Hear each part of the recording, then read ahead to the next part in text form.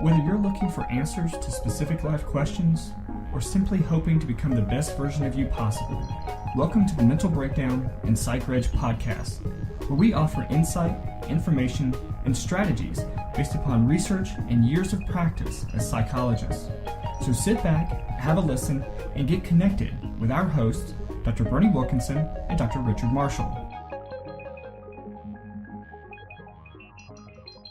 This week we've talked about youth sports and children exercising, and today we're going to talk about maybe some of the dark side a little bit of youth sports, and that is some of the problems that have come about, things that tend to come about, things that have really escalated sometimes even in the past few years in youth sports. Right. When it comes to physical activity for children, I think we can divide it into two broad categories.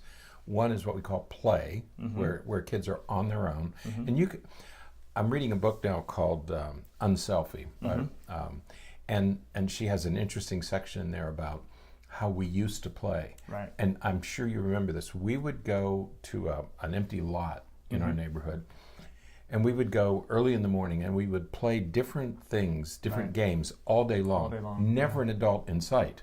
You know, there was never an adult around. We settled all of our differences, and I forgot about that. We settled all of our differences, whether somebody was safe or out. And I thought, how did we do that? You know, when we would make arguments, we would have arguments about, but nobody ever left the playing field. You settled your disputes. Right. And we were all disappointed if we had to run home to just get some water or something. Right. I mean, the worst thing that could happen is you'd have to leave for a while. You know, like you had a doctor's appointment or something, you had to miss the afternoon. And that's where you learn. So that's sort of what we call play, you know, or what we used to do on playgrounds during recess time at school. Unstructured, free-floating, and not supervised by an adult. Right. Okay. So I wonder any of us survive. Right. You know, but there's another type of organized play, organized by, supervised by, and everything is done by the adults. Right. And you have to play by the rules, and you have to abide by the adults who are organizing the activities. And this week we're talking about that kind of youth activity, more organized activity. And so we had been talking about the advantages of children participating in sports, and today we're going to talk about some of the problems associated with children participating in these organized activities. And most of the time, the problems associated with youth sports really has less to do with the children and more to do with the adults. Right. You know, there's, you know, whether we want to call them the memes or the, you know, stereotypes of the over-involved, pressuring parents who are, you know, yelling from the sidelines, who are, you know, against the fence at the baseball games, screaming at their kids to play or to do this or to do that, and that's sort of what we're one of the main issues. Right. And we're pulling information from a couple of different articles. So there's actually 3 articles in the show notes that you can read to learn more about this. Right. But one of the things it mentions is that the parents don't let the game belong to the kids. They don't let the kids just play.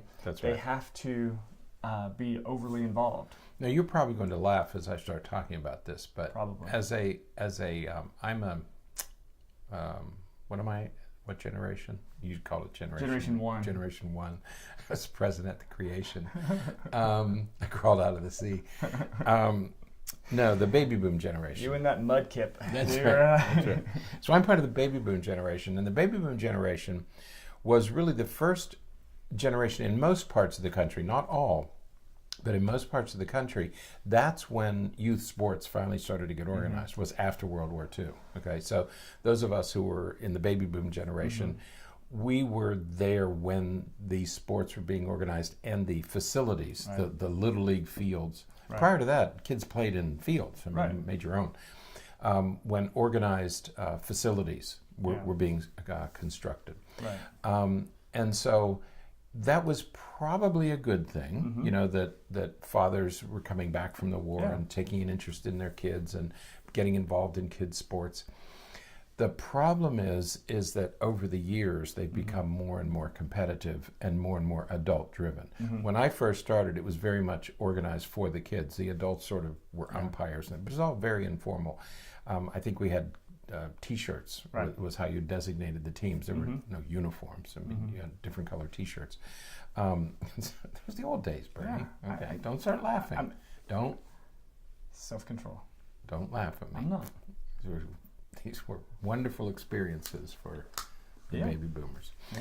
You're still laughing. I love it. Okay. So anyway, we're talking about over time, adults have exerted more and more of an influence, and we're going to talk about the whole level of competition that has arisen. But that's what we're talking about is that they have become more structured and almost professionalized over time. Right.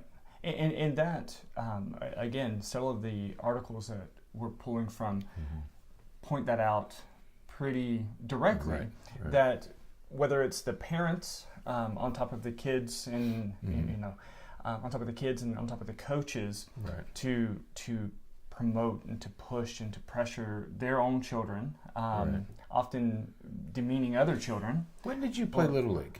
What years? What decade?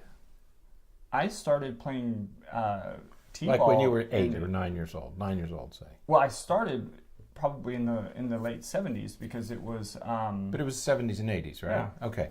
When you did the league you played in was in the city where you lived, right? Okay. So they were just kids from that area. Right. Did you compete like in a tournament at the end of the season? Was there an all-star team? And the all-star team was just the best players who participated, and then you went on. Okay, but that was the only kind of that was the only organized baseball that you could play, right? Right. There was no AAU or AAU or travel teams or anything like that. It was Not just that I know of. Right. Okay. Yeah. So even in the 80s, right, we hadn't reached that point. Yeah. Okay. Yeah. The only that changed. That was different with football, American football, because each city would have its own team, and so each city would sort of play other cities. But there was no tournament at the end. Not that I can recall. Okay. But this idea that it's been professionalized, as you said, where parents and coaches and administrators are, the goal is some professional contract or some, we're talking about 8 and 9 year olds and looking for, Olympic development programs and, high school and collegiate stuff. And it really removes the many of the benefits of youth sports. It really kind of negates a lot of that. That's true. That's exactly the effect that it has, is that the advantages of playing, of play and of participating are negated by this obsession with this is going to be my child's path to a college scholarship or becoming a professional athlete. Right. This is often rooted in sort of that vicarious nature that we have sometimes, where the parents want to live out their own shortcomings or their own, I don't want to say failures, but they're things that they didn't do. They're wanting to live that through their kids, and so I can't tell you. I've coached a lot, and you know how on Facebook, well, you might not know, on Facebook, every once in a while it'll pull back pictures or videos that you posted, years ago. Throwback Thursday. Yeah, sort of, but it's. And you thought I didn't know. It does it every day, but it's not just Thursday. That's okay. But because yesterday, which was Tuesday, it pulled back a video from like 9 years ago that I posted of my son playing American football, and he was just this little bitty thing and everything, and it was fun to watch it, but so when you look back and I was thinking about how long I've been coaching, and I've had to develop things over the years to share with parents to let them know, look, we're not doing this. We're not. This is not a professional team. We're not preparing you for the majors. Right. This is not a professional team. Right. You know, you're not going to stand on the sidelines or against the fence or wherever and yell and demean and pressure the players, because if we want them to perform, they have to be relaxed, blah, blah, blah. So, but that doesn't stop parents from doing it. Right. Oh no, they're certainly do it. They put so much pressure on the kids. Right. And you can see it in them. You know, as my soccer team that I'm coaching, as the boys have gotten older, they all like drive themselves to practice now and everything. You mentioned that the other day. They all drive themselves to practice and everything. And now that the parents aren't there, they interact and play completely differently than they did when the parents were sitting on the sidelines watching and listening to everything. It's become more informal again, you know. But you've allowed that. I mean, you fostered that feeling of this is yours, not mine. Right. I'm just here to kind of organize the schedule. So I kind of went off on a tangent there, but the point is that many of the problems in youth sports, many of the issues that we see with organized youth sports actually stems from the adults. Well, and I think what the adults are saying, I think what they're thinking, I'm not sure, I think what they're thinking is, man, if I would have just been guided a little bit more, I could have been a professional. I could have been a college athlete. You know, we all have that feeling that if somebody had guided me a little bit, I too could have. And so therefore, I'm going to guide my child, and I'm going to control the situation. I'm going to control the circumstances that will inevitably lead to my child being that good that he can play in college or the pros. Right. And I think that another aspect of that is that parents, you know, a lot of kids grow up and, you know, when they're young, they'll say, I want to be a pro football player when I grow up. Or, I want to be this when I grow up. And I think that a lot of parents, you know, sort of latch onto that and say, well, you know, hey, if you want to do that, then this is what you need to do. And we need to get you in AAU when you're 6 years old and have you traveling around the state by the time you're 7. And, you know, it's just so overwhelming. And so then when the kids kind of do what kids do and kind of back off from it a little bit and say, you know what, maybe I don't want to play baseball. Maybe I want to play something else. The parents are like, what do you mean? This is your goal. This is your dream. This has been our goal. Our goal. Not your goal. Our goal. Yeah. And the other aspect of it, and we're kind of mixing a lot of the different articles together now, but another aspect of it, I think, is very similar to what we see in education. It is. Where parents do not want their kids to fail. That's right. All A's all the time. Right. You know, you have to do whatever you need to do to get an A in every class every year. Right. And so, you know, there's 18 players on the team, only 11 can play at a time, but, and, you know, this kid doesn't come to practice consistently, but you know what? They better get as much play time as everybody else because that's only fair. And you know, I get what you're saying, but you know, we have to take responsibility. Some of the things that the articles talk about is, you know, teaching the kids to take responsibility when the parents jump in and just as they blame teachers for their kids making bad grades, they blame the coaches for the kids not having play time. Right. That's right. No, but that's the adults taking over again. That's the parents and the coaches taking over, especially the parents taking over. I think most coaches are probably motivated for all the right reasons. I think some are a little bit, they want to win too badly, you know. There's always that. But I think... And there's coaches that are there really just to coach their kid. To coach their child. And so... And again, the goal is for my team to win so that my child is on a winning team, so that my child is recognized. You know, there's that at work. But by and large, I think most youth coaches are really dedicated. Yeah. You know, takes a lot of time. You take a lot of abuse from parents. I mean, you know, your phone is ringing, your emails are coming in, and there's a lot of complaints and a lot of concerns. And you have to negotiate all that while you're volunteering your time, taking time away from your family. So, but I think most youth coaches, I think, are probably motivated for all the right reasons. Yeah. So let's see what these problems are. In this article... Yeah, this article mentions a few things. Again, these are a lot of them that we already mentioned. So the parents won't let the kids just play. Right. Parents are taking over. Kids won't take responsibility for decisions. Right. And this one also mentions that coaches who don't respect the sport and respect the lives of kids. We have some coaches, or I know some coaches who want the kids out there at 8 and 9 years old, want the kids out there practicing 4 days a week. Right. That's right. It's just not reasonable. They have school. They have school. They have other activities. Yeah. At that age, they should be doing a variety of activities. Right. They shouldn't be specializing that early. Absolutely. And then, of course, the issue of just everything being about the adults and the coaches and all that kind of stuff, as opposed to being about the kids learning and progressing in the sport. There's another article that mentions some psychological risks to youth sports, and part of that is, of course, self-esteem with their kids. If a player doesn't progress, if a player is pressed to play at a level, oftentimes again by the parent or by somebody else, is pressed to play at a level that the kid's just not interested in or prepared to play, it's going to negatively affect their self-esteem. That's right. You can't tie your child's self-esteem to their athletic performance. Right. Athletics should be a learning experience for most kids.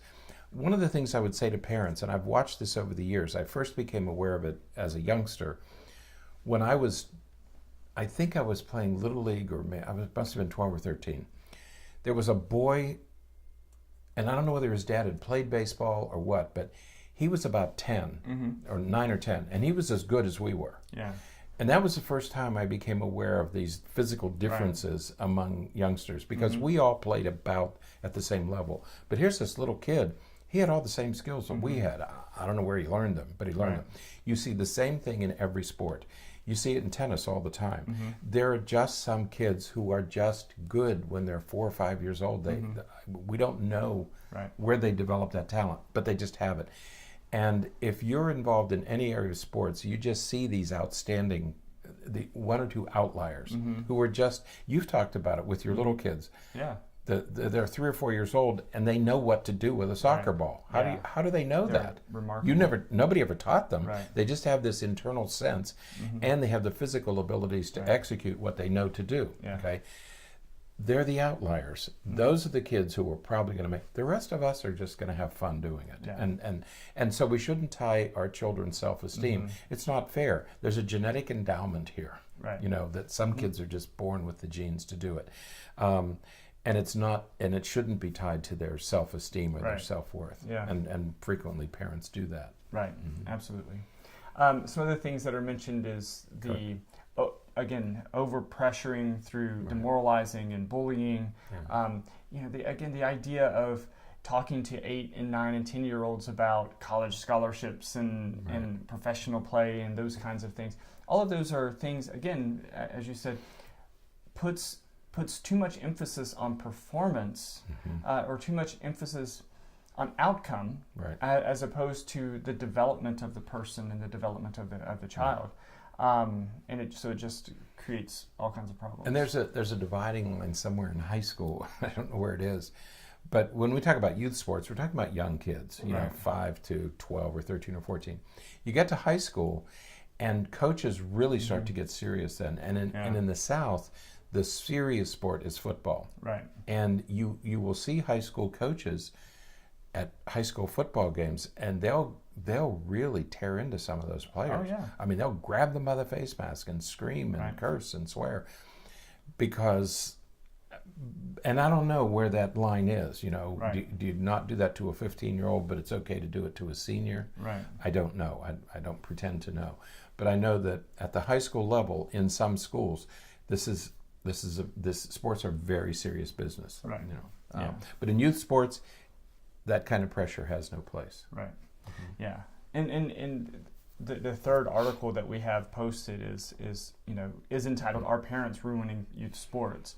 And the answer is yes. Yeah. But it does again come down to these unrealistic pressures and these unrealistic expectations and the emphasis on the wrong thing. Right. So. And we've all seen those videos of actual fights. Yeah. Physical fights. Yeah. During Little League baseball games or soccer matches and things that should never occur. If you're attending your child's sporting event, it should be an enjoyable experience. Mm-hmm. It should be family fun. Right. And if it's not, there's something dreadfully wrong somewhere. Yeah, there's a scene from the movie, not the TV show, but the movie Parenthood, Right. with Steve Martin, and he's coaching the Little League Baseball team, and there's the other parent that I think is, well, I think I know who it is, but I don't want to be wrong. But he's like yelling from the sidelines about his son, who's the best player, and Steve Martin's son isn't that great, and so there's some lovely interactions. Right.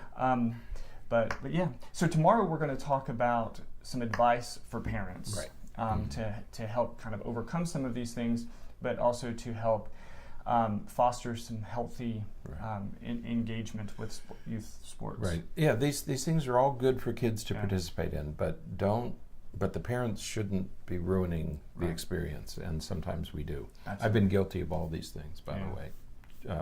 Full disclosure. I can see that. You can. All right. That's it for today. Parting shot. One more. Shot across the bow. Until next time, stay happy, stay healthy, and forget to be afraid.